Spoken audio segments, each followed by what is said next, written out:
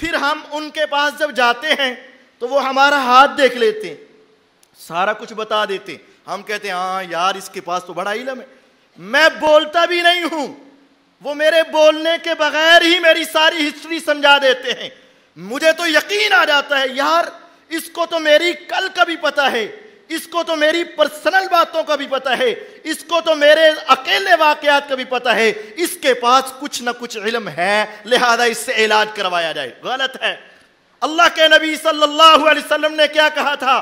من اتا عرافا او کاہنا فسألہ بما یقول لم تقبل لہ فسألہ لم تقبل لہ صلاة 40 یوما.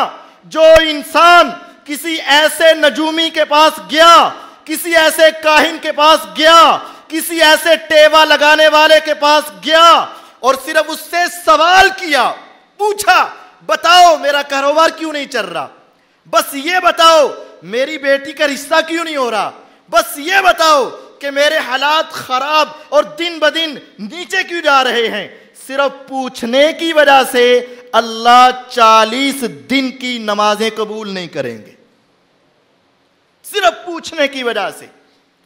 اور اگر اس نے پوچھا اور آگے اس نے بتا بھی دیا, اور اس کی حقیقت میں نے آپ کو پہلے بتا دی کہ غیب کوئی نہیں جانتا, اللہ کے سوا کسی کو غیب کا علم نہیں ہے.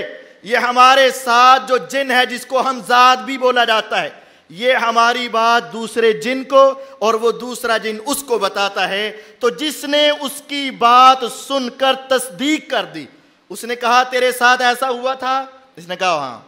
تیرے گھر میں ایسا ہے, کہتا ہے ہاں. تو ایسا چاہتا ہے, اس نے کہا ہاں. فرمایا من اتا کاہنا او عرافا فسألہ فصدقہ بما یقول فقد کفر بما انزل علی محمد صلی اللہ علیہ وسلم. فرمایا جو اس کے پاس گیا, اس سے پوچھا, اس نے بتایا, اس نے کہا ٹھیک ہے, اس کے اس ایک جملے کی وجہ سے یہ بندہ دائرہ اسلام سے خارج ہو چکا ہے اور یہ قرآن اور دین کا منکر اور کافر ہو چکا ہے. یہ کفر ہے, کفر. بچ جائیے ان سے, اپنے ایمان کو بچائیے, اپنے مال کو بچائیے, اپنی عزت کو بچائیے, اور یقین جانیے اپنی دنیا اور آخرت کو بچا لیجئے ان سے دور رہ کر. تو پھر کیا کریں؟ میرے گھر میں مصیبت ہے, میرے گھر کے اندر میرے بھائی کے اوپر جنات کا حملہ ہے, وہ اس کو دورے میں ڈال دیتے ہیں, وہ کبھی گھر میں آگ لگا دیتے ہیں, کبھی چیزیں چوری کر لیتے ہیں, کبھی پیسے چوری ہو جاتے ہیں, کبھی چیزوں کو آگ لگ جاتی ہے, کبھی بستر کو آگ لگ جاتی ہے. تو پھر کیا کریں؟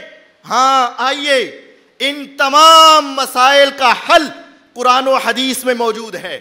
آپ کو کسی کے پاس جانے کی ضرورت نہیں ہے.